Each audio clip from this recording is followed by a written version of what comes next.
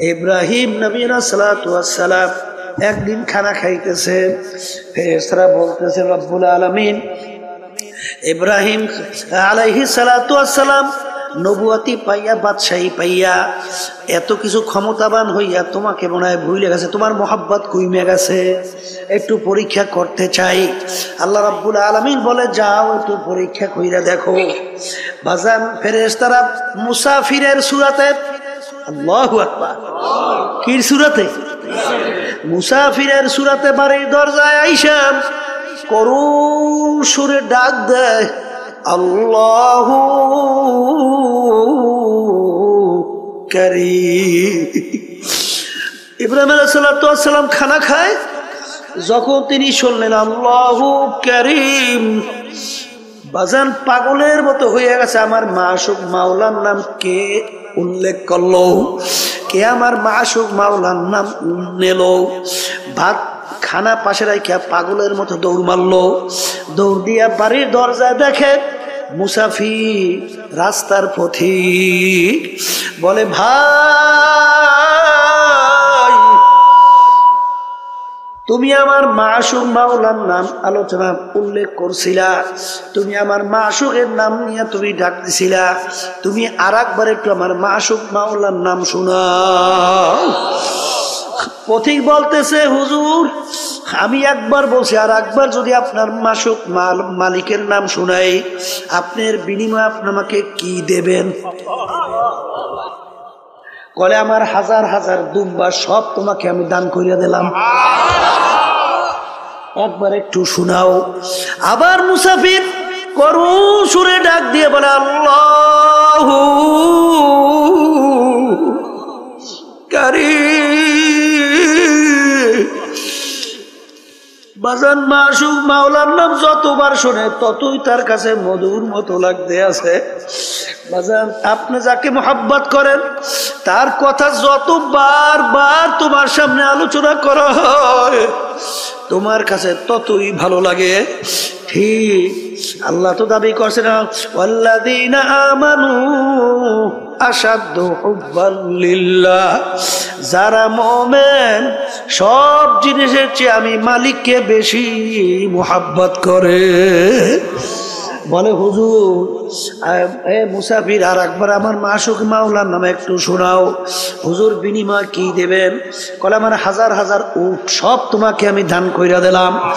আবার ডাক দিয়ে বলে আল্লাহু কারীম।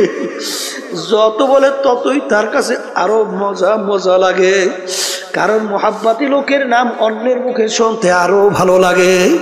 বাজার এরকম বলতে বলতে তার সব মাল সম্পদ দেওয়া হয়ে গেল। আবার একটু শোনাও এর বিনিময় কি দেবেন?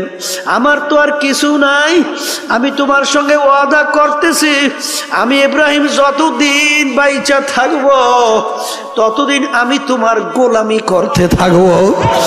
তবু তুমি একটু আমার মাশুক মাওলার নাম শোনা। তখন ফেরেশতা বলতেছে হুজুর আমি কোন রাস্তার ফকির মুসাফির না, আমি মাওলার ফেরেশতা ছিলাম আপনার কাছে পরীক্ষার জন্য। শোনেন শোনেন আপনার মাশুক মাওলার নাম যত মনে চায় শোনেন। বাজান তখন আল্লাহর নাম মন মতো শুনাইল। বাজান বাজান যার কলব স্বচ্ছ তার মালিকের নাম শুনতে মজা লাগে। জোরে বলে কথা ঠিক না বেঠি? যত মাখলুকাত আল্লাহ সৃষ্টি করছেন এর ভিতরে সবচেয়ে 18,000 কম বেশি মাখলুকাতের ভিতরে নিকৃষ্ট জানোয়ারের নাম হলো শূকর। নিকৃষ্ট জানোয়ারের নাম কি?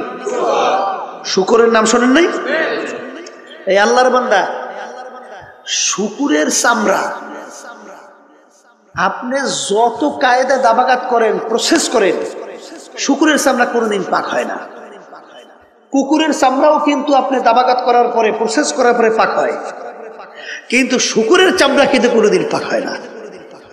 আর একটা চামড়া আছে মানুষের চামড়া, শরীরে থাকলে পাক, বাহিরে গেলে না পাক। কথা বোঝেন? শূকরের চেয়েও এক শ্রেণীর মানুষ আছে কি খারাপ। কে বলছেন? জোরে কোন? শাররুল বারিয়া, কুত্তা শিয়াল শুয়োরের চেয়েও খারাপ। দেখেও দেখবে না, বুঝাও বুঝবে না, শুইনাও শুনবে না। এই শ্রেণীর মানুষগুলো কুত্তা শুয়ারের চেয়েও খারাপ। কথা ঠিক? এই জন্য আমার বাজানদেরকে বলবো, বোঝার জন্য আমি সংক্ষেপে দুই একটা আলোচনা করি। কোরআনুল কারীম আমাদের মাঝে এখনো আছে? মুখ খুলে কথা বললেন, নাহলে ভিতরে ঢুকবে কিভাবে? লক্ষ লক্ষ কিতাব, বই, পুস্তক। আল্লাহর বান্দারা আমাদের মাঝে আছে না নাই? আছে। সংক্ষেপে বলি, যারা একটু ইংরেজি বাংলায় শিক্ষিত হইয়া ধরাকে সরা জ্ঞান মনে করেন না, ওলামায়ে কেরামদেরকে গালি দেন, সুযোগ পাইলে মারতেও চান। কথা বলেন না কেন? এবং বিভিন্ন সময় গালিও দেন। আবার মাঝে মধ্যে আরেকটু বাইরে বলে ওলামায়ে কেরাম হুজুর সমাজের ফেজা বোঝা। জোরে বলেন নাউজুবিল্লাহ। আবার আরেকটু বাইরে কয় হুজুর এই দেশটারে খাইল। আছে না? আল্লাহর বান্দারা, দেশের প্রেসিডেন্ট থেকে শুরু করিয়া এলাকার চৌকিদার পর্যন্ত কোন পদে কোন জায়গায় হুজুরের আছে? কথা কইয়েন। দেশ চালানোর কোন ক্ষেত্রে হুজুরের আছে? তা দেশ চালাইলো ওরা, দেশ হুজুরেরা খাইলো কেমনে? হ্যাঁ, দেশ চালাইলো খাজুরেরা, দেশ চালাইলো কারা? দেশ হুজুররা খাইলো কেমনে? দেশ যে কারা খাইছে হ্যাঁ তো আমরা পেপার পত্রিকা বিভিন্ন কায়দায় দেখলি বুঝি। শুধু দেশ খায় না, খাইয়ে যোগাযোগ বানাইছে, ঠিক না? আর কত বড় নিকৃষ্ট ঘিনফি তো নাই। রিক্সাওয়ালা আমার বাজার রাস্তায় রিক্সা চালায়, মাথার ঘাম গরমে পায় পড়ে। এই রিক্সারও একটা ভ্যাট ট্যাক্সের টাকা সরকারি ফান্ডে জমা হয়। এই পশু মার্কারা আজকে ক্ষমতার বলে এই টাকাটা পর্যন্ত সরকারি ওরা লুটপাট করে খায়। আবার বলে আমি অমুক, আমি সমুক। তুমি কিসের অমুক সমুক? তুই একটা নিকৃষ্ট। তোর সে নিকৃষ্ট দ্বিতীয় আর দুনিয়ায় থাকতে পারে না। মনে করে তুই অমুক টমুক সমুক, তুই আবু জাহিলের মতো। আবু জাহাল শব্দের অর্থ মূর্খের বাপ। মূর্খের বাপ শব্দের অর্থ কি? কোন বাপ তার সন্তানের নাম মূর্খের বাপ রাখে না। ইতিহাস পড়লে দেখবে যে তার উপাধি ছিল আবুল হেকাম, বুদ্ধিমানের বাপ। কিন্তু আল্লাহ এবং আল্লাহ রসুল তার উপাধি দিছে, কইতে পারেন না মূর্খের বাপ। কারণ কি? দুনিয়া স্থায়ী না ক্ষণস্থায়ী? আখেরাত। তাই যে ক্ষণস্থায়ী জিন্দেগির পিছনে পড়ে আখেরাতের স্থায়ী জিন্দেগি ধ্বংস করবে, সে জ্ঞানী না বোকা? এই বোকাদের নেতৃত্বতে আবু জাহাল মার্কায়রা। এই জন্য আল্লাহ এবং আল্লাহ রসুল ওর নাম রাখছে আবু জাহাল, মূর্খের বাপ। ঠিক কিনা? ওর তো খবর নাই ও যে মূর্খের বাপ হইয়া ও যে আবু জাহাল মার্কা হইয়া রয়েছে, এ খবর ওর নাই। বলে কথা ঠিক কিনা? এই জন্য যারা মানুষ, আমি আগেই বলছি, ইল্লা মান আতাল্লাহ বিকলবিন সালিম। বাজান, চোখ, কান, নাক, হাত, অন্য অন্য অঙ্গ প্রত্যঙ্গ, এটা কি মানুষ বলে না? এটা কি মানুষ বলে? কথা কন না কা?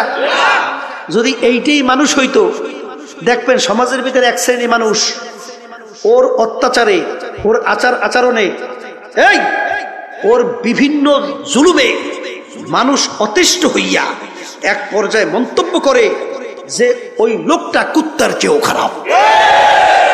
করে? আছে? আবার এক শ্রেণী মানুষ দেখবেন তাদের আচার আচরণ এত ভালো, তাদের ব্যবহার এত ভালো, মানুষ এক পর্যায়ে তাদের ব্যবহারে খুশি হইয়া মন্তব্য করে লোকটার চরিত্র ফেরেশতার মতো। আচ্ছা বলেন, যার ব্যাপারে বলছে কুত্তার চেয়ে খারাপ, ওর হাত কয়টা? আর যাকে বলছে ফেরেশতার মতো, ভালো করে বোঝেন, ভালো করে বোঝেন। এই যারে বলছে কুত্তার চেয়ে খারাপ, ওর পাও কয়টা? আর যাকে বলছে ফেরেশতার মতো, কোন অঙ্গ প্রত্যঙ্গে পার্থক্য কি আছে? তাহলে কোন জায়গায় যেন একটা পার্থক্য আছে? বলেন বলেন, কোন জায়গায় যেন একটু? সেই পার্থক্য হলো কলবের পার্থক্য। সবাই জোরে বলেন সুবহানাল্লাহ। কিসের পার্থক্য? এই বাজান। আর আল্লাহ রাব্বুল আলামিন এই যে কোরআনুল কারীমে আমি আয়াত শরীফ তেলাওয়াত করেছি, এই আয়াতের ভিতরে আল্লাহ রাব্বুল আলামিন বেহেশতে যাওয়ার জন্য শর্ত লাগাইছেন। কি শর্ত? যার কলব পরিচ্ছন্ন হবে, যার কলব সুস্থ হবে, যার কলব ভালো হবে, সেই একমাত্র আমার বেহেশতে জায়গা পাবে।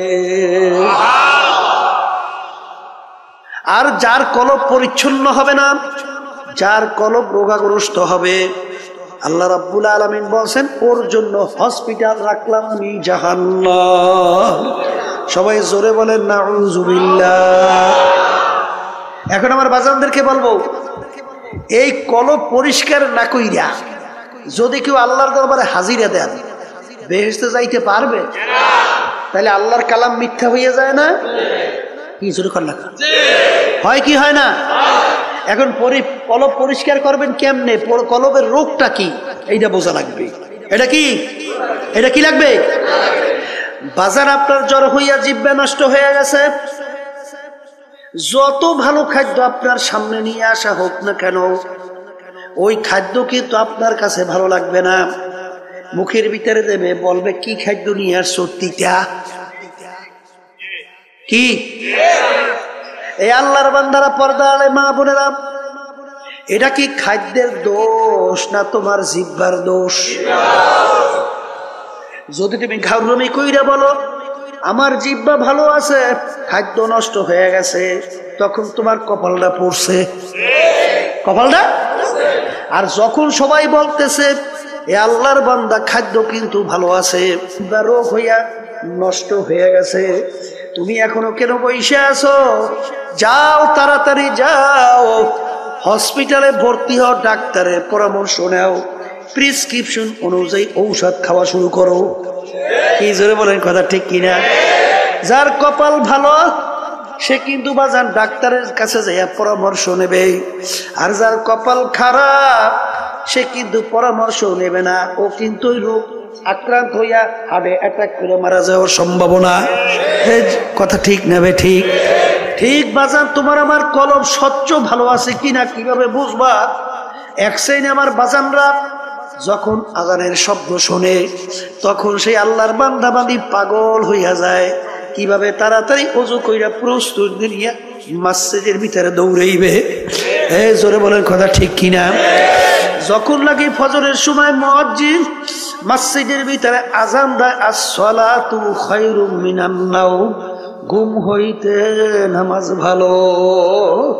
ওই আল্লাহর বান্দা বান্দি বাজান দেখ এই ঠান্ডার মধ্যে ল্যাপ তোষক মুড়া দিয়া ঘুমায়, যখন শোনে as-সালাতু খায়রুম মিনান নাওম, ঘুম হইতে নামাজ ভালো, সে কম্বল ফালাইয়া লাভ দিয়া উঠা ঠান্ডা পানিতে ওযু কইরা পাগলের মতো উঠা মসজিদের দিকে দৌড়ায়, যাই আল্লাহর সামনে আল্লাহু আকবার বইলা আল্লাহর সামনে দাঁড় হইয়া যায়। যখন কথা ঠিক না বে ঠিক? যে আল্লাহর বান্দা বান্দি বাজান কলব ভালো, আমার মাওলার যখন নাম শোনে তার কাছে এমন মধুর লাগে। বাজান ইব্রাহিম নবী সালাতু ওয়াস সালাম একদিন খানা খাইতেছে, ফেরেশতারা বলতেছে রব্বুল আলামিন ইব্রাহিম আলাইহিস সালাতু ওয়াস সালাম নবুয়তি পাইয়া, বাদশাহী পাইয়া, এত কিছু ক্ষমতাবান হইয়া তোমাকে মনে হয় ভুলে গেছে, তোমার মোহাব্বত কইমে গেছে, একটু পরীক্ষা করতে চাই। আল্লাহ রাব্বুল আলামিন বলে যাও একটু পরীক্ষা কইরা দেখো। বাজান ফেরেশতারা মুসাফিরের সূরাতে, আল্লাহু আকবার, কি সূরাতে? মুসাফিরের সূরাতে বাড়ির দরজায় আইসা করুণ সুরে ডাক দেয়, আল্লাহু কারীম। ইব্রাহিম আলাইহিস সালাতু ওয়াস সালাম খানা খায়, যখন তিনি শুনলেন আল্লাহু কারীম, বাজান পাগলের মতো হয়ে গেছে। আমার মাশুক মাওলার নাম কে উল্লেখ করলো, কে আমার মাশুক মাওলার নাম নিল। ভাত খানা পাশে রাখিয়া পাগলের মতো দৌড় মারলো, দৌড় দিয়া বাড়ির দরজায় দেখে মুসাফির, রাস্তার পথিক। বলে ভাই তুমি আমার মাশুক মাওলার নাম আলোচনা উল্লেখ করছিলা, তুমি আমার মাশুকের নাম নিয়ে তুমি ডাক দিছিলা, তুমি আর একবার একটু আমার মাশুক মাওলার নাম শোনাও। পথিক বলতেছে হুজুর আমি একবার বলছি, আর একবার যদি আপনার মাশুক মালিকের নাম শুনাই আপনার বিনিময়ে আপনি আমাকে কি দেবেন? কলে আমার হাজার হাজার দুম্বা সব তোমাকে আমি দান করিয়া দিলাম, একবার একটু শোনাও। আবার মুসাফির করুণ সুরে ডাক দিয়ে বলে আল্লাহু কারীম। বাজান মাশুক মাওলার নাম যতবার শোনে ততই তার কাছে মধুর মতো লাগতে আছে। বাজান আপনি যাকে মোহাব্বত করেন তার কথা যত বারবার তোমার সামনে আলোচনা করা হয় তোমার কাছে ততই ভালো লাগে। ঠিক আল্লাহ তো দাবি করছে না, ওয়াল্লাযীনা আমানু আশাদ্দু হুব্বান লিল্লাহ, যারা মুমিন সব জিনিসের চেয়ে আমি মালিককে বেশি মোহাব্বত করে। বলে হুজুর মুসাফির আর একবার আমার মাশুক মাওলার নামে একটু শোনাও। হুজুর বিনিময় কি দেবেন? কলে আমার হাজার হাজার উট সব তোমাকে আমি দান কইরা দিলাম। আবার ডাক দিয়ে বলে আল্লাহু কারীম। যত বলে ততই তার কাছে আরো মজা মজা লাগে, কারণ মোহাব্বতি লোকের নাম অন্যের মুখে শুনতে আরো ভালো লাগে। বাজার এরকম বলতে বলতে তার সব মাল সম্পদ দেওয়া হয়ে গেল। আবার একটু শোনাও এর বিনিময় কি দেবেন? আমার তো আর কিছু নাই, আমি তোমার সঙ্গে ওয়াদা করতেছি আমি ইব্রাহিম যতদিন বাইচা থাকবো ততদিন আমি তোমার গোলামি করতে থাকবো। তবু তুমি একটু আমার মাশুক মাওলার নাম শোনা। তখন ফেরেশতা বলতেছে হুজুর আমি কোন রাস্তার ফকির মুসাফির না, আমি মাওলার ফেরেশতা আসছিলাম আপনার কাছে পরীক্ষার জন্য। শোনেন শোনেন আপনার মাশুক মাওলার নাম যত মনে চায় শোনেন। বাজান তখন আল্লাহর নাম মন মতো শুনাইল। বাজান বাজান যার কলব স্বচ্ছ তার মালিকের নাম শুনতে মজা লাগে। জোরে বলে কথা ঠিক না বেঠি? এ আল্লাহর বান্দারা, পর্দা আলে মা বোনেরা, তোমার কলব ভালো না মন্দ তুমি কেমনে বুঝবা? এক শ্রেণী মানুষ ওর কাছে ঢোল বাদ্য গানের আওয়াজ ভালো লাগে। আর একটু আসতে কন এই আছে, জোরে কন আছে, জোরে কন আছে। তার কাছে আজানের শব্দ বিশ্বাস শব্দের মতো মনে হয়। জোরে বলেন কথা ঠিক না ঠিক? তার কাছে আল্লাহর নাম শুনলে বিরক্ত লাগে। তখন বুঝতে হবে বাজান এটা কিন্তু নামাজের দোষ না, আল্লাহর নামের দোষ না, আজানের দোষ না, তোমার কলবটা নষ্ট হয়ে গেছে। তোমার কলব কি হয়েছে? এটা মুখ খুলে বলেন কলব কি হয়েছে? এখন এই কলব নষ্ট অবস্থায় তুমি যদি দুনিয়া থেকে বিদায় নিয়ে কবরে যাও, আমার মাওলার বেহেশতে যাওয়া যাবে? হ্যাঁ বেহেশতে যাওয়া যাবে? আবার জোরে কাজ যাবে? এখন বাজান তোমার কাছে নামাজ ভালো লাগে না, আল্লাহর জিকির ভালো লাগে না, তোমার কাছে আজানের শব্দ ভালো লাগে না, এটা কিন্তু আজানের দোষ না, নামাজের দোষ না, এটা কিন্তু তোমার কলবের দোষ। এখন এই কলবের ভিতরে রোগ আইসা গেছে। এখন কলবের চিকিৎসা করা লাগবে কি লাগবে না? সবাই কোন নাই? কলবের চিকিৎসা লাগবে লাগবে লাগবে। এখন এই কলবের চিকিৎসার জন্য MBBS FRCS ডাক্তার তাদের কাছে যাইবেন না? হ্যাঁ তারা কলবের চিকিৎসা করতে পারবে? এই কলবের চিকিৎসককে, কলবের চিকিৎসক হলো হক্কানি উলামায়ে কেরাম, হক্কানি পীর বুজুর্গেরা। কি কথা কয় না দেখি? এখন এই আল্লাহ খাস বান্দাদের কাছে, হক্কানি আলেমদের কাছে যাওয়ার পরে আপনার অবস্থা দেখার পরে বলবে বাজান তুমি এইটা করো, এইটা কইরো না। কথা কয় না? তুমি এইভাবে চলো, এইভাবে চইল না। যারা আল্লাহর খাস বান্দাদের হুকুম ঠিক মতো মানতে পারবে। আল্লাহ রাসূল সাল্লাল্লাহু আলাইহি ওয়াসাল্লাম একদিন বসা এক সাহাবী এসে বলতেছেন, ইয়া রাসূলুল্লাহ, ইয়া হাবিবাল্লাহ, আপনি আমাকে কিছু আমলের কথা আপনি বইলা দেন, যেই আমল করার মাধ্যমে আমি নাজাত পাইয়া জান্নাতে যাইতে পারবো। তাহলে বোঝা গেল সাহাবীর আগেই সে ঈমানদার ছিল, ঈমান আনছিল। কথা ঠিক? আল্লাহ রাসূল সাল্লাল্লাহু আলাইহি ওয়াসাল্লাম তাকে নামাজ সহ বিভিন্ন আমলের কথা বাতাইলেন। সাহাবী বলতেছেন, ইয়া রাসূলুল্লাহ, ইয়া হাবিবাল্লাহ, আপনি সাক্ষী থাকেন, আপনি যেইভাবে আমাকে বলছেন আমি হুবহু এইভাবেই পালন করব, একটু বাড়াবো না, একটু কমাবো না। যখন এই কথা বললে আল্লাহর বান্দারা রওনা করলো, আল্লাহ রাসূল সাহাবায়ে কিরামদেরকে বললেন, তোমরা যদি বেহেশতি লোক দেখতে চাও তাকে ইঙ্গিত করিয়া বললেন তাকে দেইখা না।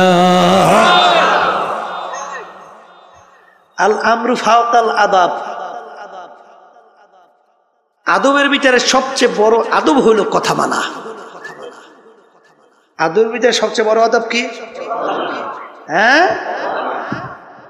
আর বেয়াদব মাহরুমে গাশত আজ ফাজলাহ, আর যে নাকি বেয়াদব হয়, কথা মানে না, আল্লাহর রহমত থেকে বঞ্চিত হয়।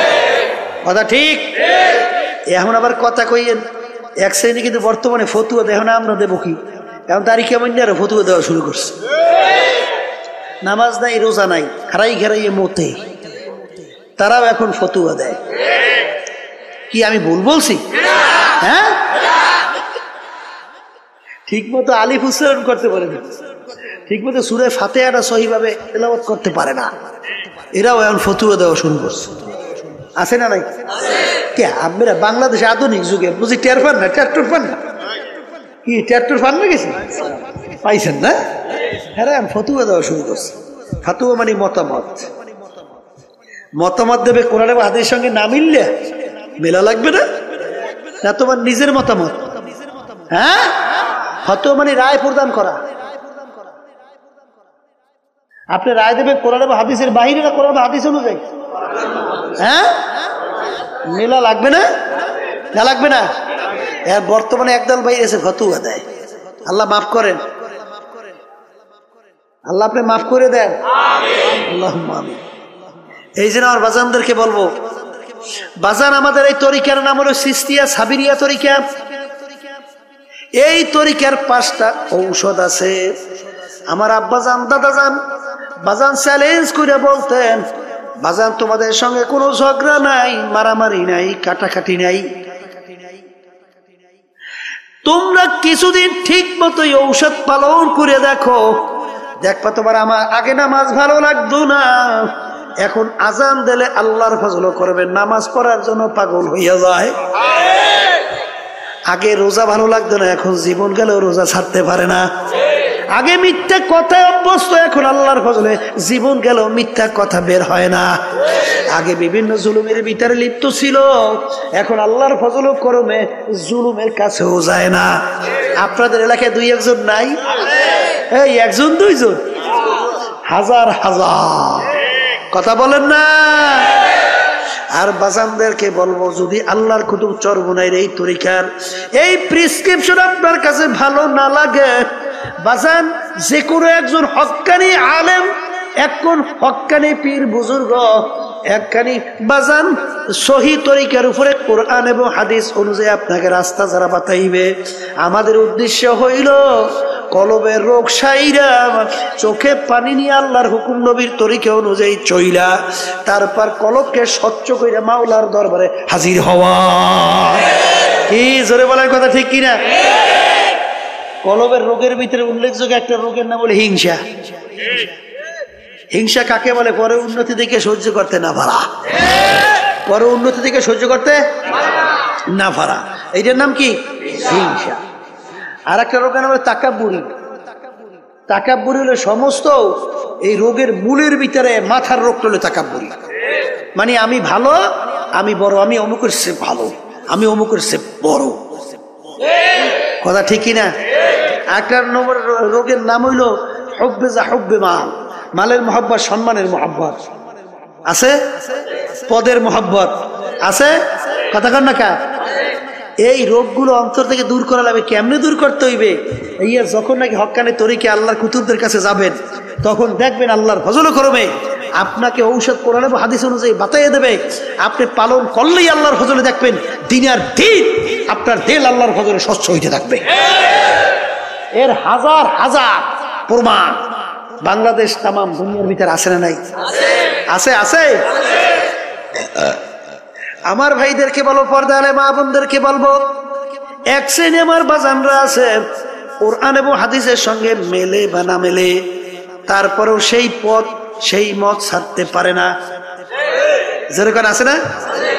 শুনছিলাম এক বেদাতি, মানে নামাজ নাই, রোজা নাই, পর্দা নাই, সুন্নাত নাই, কোরআন এবং হাদিসের সঙ্গে তার কার্যক্রম কোনো মিল নাই, কিন্তু তারপরেও সেখানে দৌড়দৌড়ি করে বলে, বাজান আপনাদের পিঠে নামাজ, বাবা যে নামাজ পড়ে না, পর্দা যে নাই, সুন্নাত যে নাই, আপনি তারপর পিছনে দৌড়ান কা? বলে থুন ফালাইয়া, বাবার কথা যদি জাহান্নামে যাওয়া লাগে যাব। জোরে চিৎকার মেরে বলে নাউজুবিল্লাহি মিন যালিক। এই ব্যাপারটা কেমন বুঝলেন? ব্যাপারটা তো সহজ মনে করিয়েন না। জাহান্নামে যাওয়া লাগলে যাইবে, ব্যাপারটা তাহলে বোঝা গেল যে তার স্বাভাবিক সেন্স নাই, তার স্বাভাবিক ব্রেনটা নাই। তাকে জাদুর মাধ্যমে ব্রেনকে বিভিন্ন কায়দায় উল্টেই ফুলটেই ফেলাইছে। আর হাদিসের ভিতরে আসছে, আল্লাহ রাসূল সাল্লাল্লাহু আলাইহি ওয়াসাল্লাম বলছেন, আস-সিহরু হাক্কুন, জাদু সত্য। যখন তুমি দেখবা, এই মিয়া আপনার চোখের ডাক্তার, চোখের রোগ হইছে, আপনি কি চোখের ডাক্তারের কাছে যাইবেন না পেটের বিশেষজ্ঞের কাছে যাইবেন? আপনার পেটের রোগ হইছে, পেট বিশেষজ্ঞের কাছে যাইবেন না চোখ বিশেষজ্ঞের কাছে যাইবেন? হ্যাঁ, আচ্ছা আপনি বেহেশতে যাইবেন, জাহান্নামের পথ কোনটা, বেহেশতের রাস্তা কোনটা, এটা কোরআন এবং হাদিসের বাহিরে কোনো বেহেশত এবং জাহান্নামের রাস্তা আছে? আচ্ছা, এই সম্পর্কে ডাক্তার কারা? হক্কানি ওলামায়ে কেরাম না বিভিন্ন কায়দায় ইংরেজি ফরনিয়ারা? কথা কয় না? হ্যাঁ, যারা নাকি বিভিন্ন ইংরেজি ফরিয়ে টুরিয়ে বিভিন্ন মাঝে মধ্যে একটু ফতুয়া দেয়, বিভিন্ন কায়দা কায়দায় আপনাকে জান্নাতে নিয়ে যাই চায়, তাইলে রুগীও মরবে, হেডাও মরবে। কি কথা কন না কা? বুঝা পাবারাই তুই অত সহজ না বাজা, ব্যাপার কিন্তু বড় কঠিন, অত সহজ। আপনি যাইতে হবে কোরআন এবং হাদিস বুঝুন না, বিশেষজ্ঞর কাছে যাইতে হবে। তারপরে আপনি যদি না যান, তারপরে যদি সেই বাবাদের কাছে যান, সেই মুরব্বীদের কাছে যাইয়া কোরআন এবং হাদিসের সঙ্গে সাহাবায়ে কেরামদের সঙ্গে মিলুক বা না মিলুক, তারপরে আপনি দৌড়দৌড়ি করতেছেন, তাহলে বুঝতে হবে আপনার জেহেন ঠিক নাই। তাহলে জাদুর মাধ্যমে আপনার জেহেনকে পরিবর্তন ঘটাই বলাইছে। আল্লাহ রাসূল সাল্লাল্লাহু আলাইহি ওয়াসাল্লামকে জাদু করে নাই? কথা কয় না কা? আল্লাহর নবীকেও জাদু করছে, অত সহজ মনে করিয়েন না। আস-সিহরু হাক্কুন, জাদু সত্য। জোরে বলেন কথা ঠিক না বে ঠিক? এই জন্য আমার ভাইদেরকে বলবো, পর্দা আলে মা বোনদেরকে বলবো, বাজান কোন দলাদলি বুঝি না। আমার আব্বাজান রাহমাতুল্লাহ আলাইহি বলতেন, হে দুনিয়ার মানুষ শোনো, আমি ফজলুল করিম দুনিয়ার থেকে বিদায় নিয়া কবরে যাওয়ার পরে ফুলের মালা একটার পর একটা গাইথা তোমরা যদি আমার কবরকে ভইরা রাখো, আর আমার মাওলা যদি আমাকে কবরে মাপ না করে, ওই ফুলের মালা আমার কিছু আসে যায় না। আর তোমরা যদি জুতার মালা একটার পর একটা গাইথা আমার কবর যদি তোমরা আমাকে ভইরা রাখো, আর আমার মাওলা যদি আমাকে কবরে মাপ কইরা দেয়, ওই জুতার মালা আমার কিছু আসে যায় না। এই জন্য আমার বাজানদেরকে বলবো, পর্দা আলে মা বোনদেরকে বলবো, আমার আব্বাজান বলতেন, আমি দল দিয়া কি করব, আমি টাকা দিয়া কি করব, আমি সম্পদ দিয়া কি করব, আমি বিভিন্ন অমুক টমুক সমুক দিয়া কি করব, আমি পীরগির দিয়া কি করব। কারণ কবরের প্রশ্নের উত্তর আমার দেওয়া লাগবে, আমার কবরের প্রশ্নের উত্তর আমার দেওয়া লাগবে। খোদা না খাস্তা কবরে যদি প্রশ্নের উত্তর আমি ঠিক মতো দিতে না পারি, আল্লাহর হাবিব বলছেন আল কবরু রাউযাতুম মিন রিয়াজিল জান্নাহ আও হুফরাতুম মিন হুফারিন নার। এ আমার উম্মতরা, কবর দেখো, এই কবর কিন্তু আসল কবর না, কোন আল্লাহর বান্দা বান্দির কবর একটা বেহেশতের বাগান হইয়া যাবে। আল্লাহ আপনি আমার জন্য আমাদের সবার জন্য কবুল করে নিয়ে।